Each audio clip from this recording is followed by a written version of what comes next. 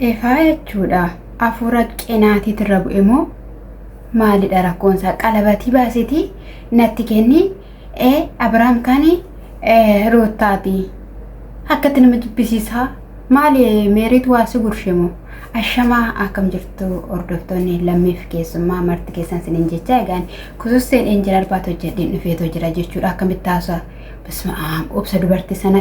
obsa hermeellaaf kenne jechuudha eenyumaaf hin kenne osoo hanaati olutaaleen kaballaa xirqimitti godha dhugaa dubbachuudhaaf taanaan jechuudha maali sagalchi inde maali sagalchiin jedhame amma meesantu gorsaa jira beektu miti kana akkas godhe akkana godhi inde rootaani desita kana walii galtee mucaayyuu Abrahaamitti kennitee baduudhaaf deemuudhaaf jirti argeenya asoofte dubbatte maasi shaggare si galchamoon jedhame dhugaa dubbachuudhaaf tanaan baay'ee na aarsee jechuudha baay'ee na aarsee dhugaa gooftaan si fadhiisu ermiyyee gara fuulduraatti hin dhiisin gadishi hin dhiisin isa dhugaa egaa akkashin jettutti yeroo baay'ee aniif inni waliif hin gallu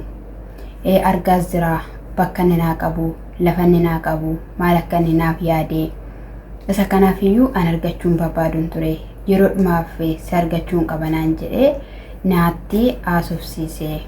maaliif jennaani qalabatee ani godhachuu kootti gammachuun qabu gammadeetoo injiru matuma hiyyuuti isa kanaafi maaliif akka ta'e naaf hin galle yoo odeessis immoo isuma dubbata malee wanta biraa miti waa'ee kanaatidha osoo akka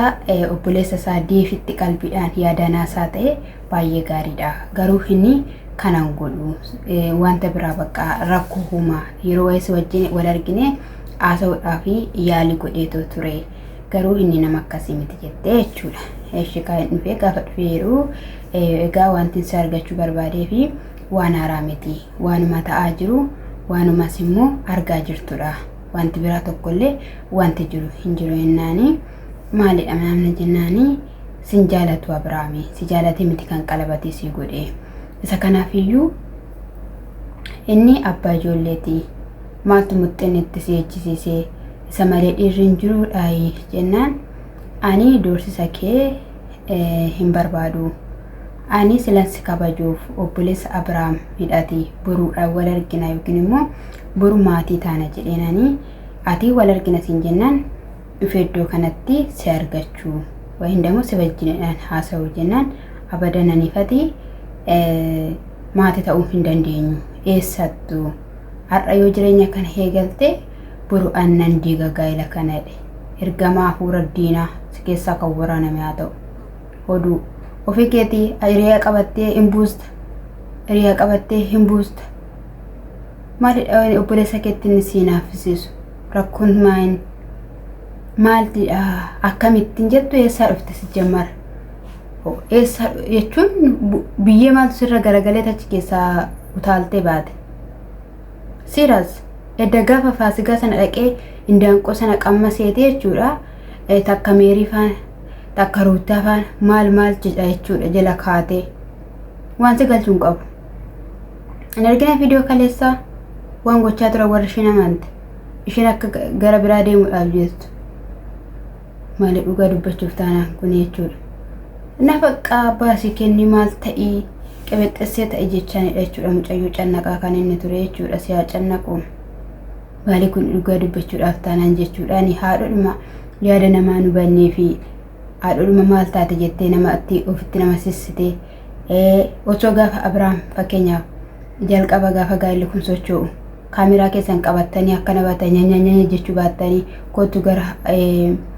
amantii keenyaa deemna jettanii gara tsabalaa akka amantaa keessanitti maan deemina isa ture gatii qabeessi jechaadha har'a qalabatiin maakee ayyaamee maaf akkas goote gaafa ruuttaan qullaa waraabdu gaafa darbatanii balbala gadi ha'anii eessa abbaa kee turte hinda'u eessa turteen siin jedhe har'a dhuftee gaa ruuttaadhaaf dubbatta warrachitu ruuttaaf dubbate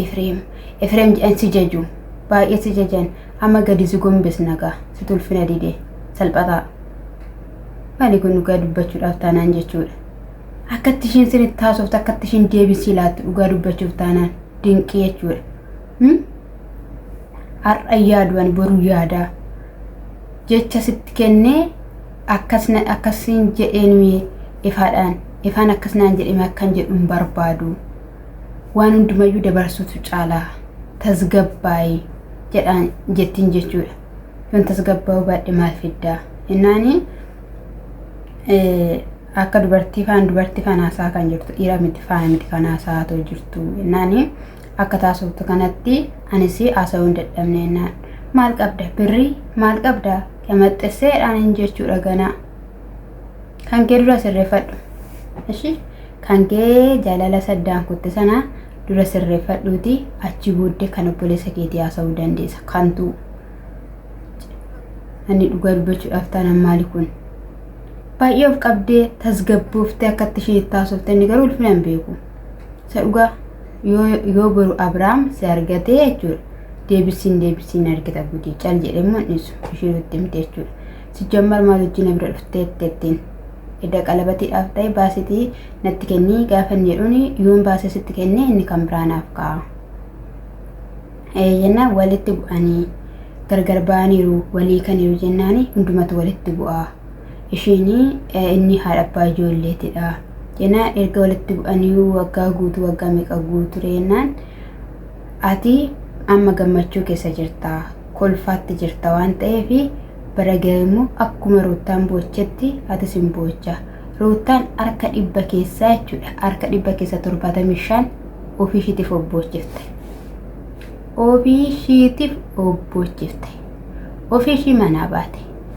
ofii ishiidhaaf haasaamee dubbina akkatti laatamee hin barbaadu jechaa kan isheen turte ofii ishiitiidhaaf kan abbaa manaa ishee kottu wajjin haasa'u nagaafanne jedheeni asumatti na fuuldura nama fuulduratti na wajjin haasa'e qobaatti si wajjin haasa'u jetteeni namni afaan isaanii wal jala galabbatee kan wal dhabsiisan har'a teegaa har'a akkam waansa argamu malee jette mul'adhu malee jette si mul'isnu nu turdoftoon dhugaan sin jedhe si mul'is osoo nuti jirru immoo immoo mul'attu danda'umiyyuu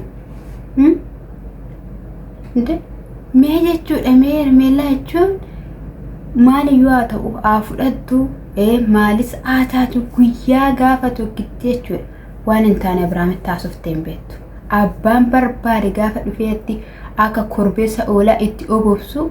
afaan ishee keessaa xuraa'ummaan bahee hin beeku afaan ishee keessaa jechi hin taane bahee hin beeku afaan hin ariifattu hin jarjartu suuta jettee taasofte qalbiidhaan yaadaan jechuudha namni hundumtuu jaalate warri koomentii lakinoo warri hordoftoonni illee simatan isa kan maalii taatarra kanatti naa dhufte wanti hundumti isaayyuu dhumate jechuudha mucaaratti natti bagatuudha jette egaa isheen akkasidha yoo wajjiniin turte waggaa lama jennaan isa waaqatu beekaa isa rabbitu beekaa gudummoo jireenyadha edda hiikee jireenya eegaluu maftii qaba mirga isaatidha wanti si galchuun jiru jireenya isaa jiru isaa keessaa obboleessa keetiif yaaddu hin dhaadattu inni nama guddaati beekee godha waan hundumaa otoo beekee ta'e qalabatii waggaatti lama hin kaa'u dhimmi qalabatii hin galleefi kanaafidha wanti inni jedhee jechuudha nagaa kan keessa hin argina miti akkamitti akkasii galuu akkam akkati gootu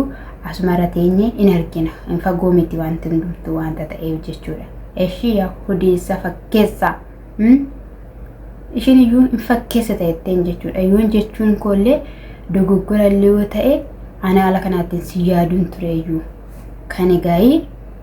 ishiin jetteen jechuudha siiras bakka jechuun maaliif akkatti namni jechuun in fedhuu hin barbaadu ani hirmeellaan iyyuu jiraachuu baatteetti ta'e hirmeellaan iyyuu yoo ta'u jireenya koo keessa jiraachuu baatte ani roota afaan hin jiraadhu hiitanii jala nan keessanii mirga qaba akkamitti immoo isaan faana jiraata ishee mee akkamitti kunoo warri ishiin wajjin taatee jirtu kunoo akkattoo gaafa qabu nama ci'u nama kukkutu akkamitti na biraa min faana jiraata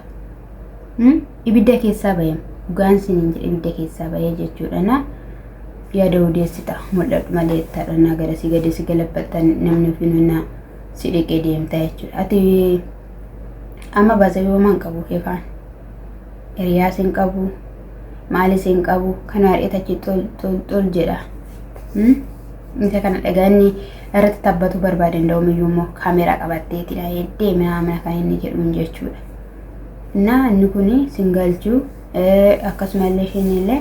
kaleessa gateetti ishii dhiibdee buziyyeen Ruuttaa dhaabachaa turte. Har'a garuu jireenyi galee fi hundasaayyuu isteetoo jirti. Har'a sii galu baateef waruu sii gala jennaan umtuu wanti naa galuu hin jiru kan inni jedhee jechuudha. Yeroo meeqa jechuudha buziyya kana dura sin dhiste gaafa Abiraam faana akkasitti meeri faana haasa'ee yeroo darbe immoo asobsiistee turte amma gabbur hundi isaanii dhufanii yoo ifaanaa asobsiisin jechuudha. Gadi galabbatamtee qubaatti hafuu barbaadde jechuudha. Obboloota keessii wayyaan xuxxulfateen ishii inkaatiin asii fachi akka saree maraatu sadii fachi kaata jechuudha. Jarri kun burumaa siin godhan saree sitti qalu ishii sin beekan iyyuu maleessa eessa akka titti hin beeknu malee. Bichaa Ermeelaan akka tuqamtu hin barbaannu nuti. Eenyuyyuu akka tuqamu hin barbaannu garuu dhiironni dhuftanii isaatti oboobsuu barbaadan achi kaa'a. Waan tokko waan balleessite hin qabdu. Bakka araarsuudhaafis osuma jaalattuu yoo ta'u malee Ermeelaan araarsuudhaaf yaalii gootee turte Ruuttaa fi Abiraam jechuudha. Ruuttaatu amanuu dide. Ruuttaatu in sobda garaa keerraa miti jettee yeroo sana haala sanadhaan turte jechuudha. Malee yaalteetti. Ati immoo akkattidhaan afaan keetti banuun eenyu si eeyyame? Ishiin kutuutti jirti, deemutti jirti, karaarra jirti. Mucaasayyuu Abiraamitti kennitee kutuuf jennaan harka fashalaa'e. Amma mucaashi fudhattee deemuu dandeessi yookaan immoo maatii ishee bira keessee kutuu dandeessi.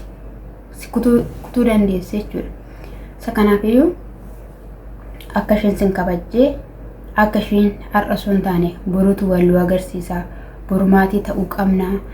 Boru waan baay'ee yaaddeetti waan ta'eef waan baay'ee karoorfatteetti waan ta'eef boru dhala sinitti dhaluu dandeessi. Boru maatii ta'uu dandeessu. Sanyii Ermeelaa keessaa sanyii keessan ta'uu danda'a. Iddoo wal jaalatee namni firii waaqayyo namaaf kenna waan ta'eef jechuudha. Kanaaf of qoxxobuun barbaachisaadha. Eefaa of qoxxobisa dhugaa siin jenna of eeggannoo godhadhu.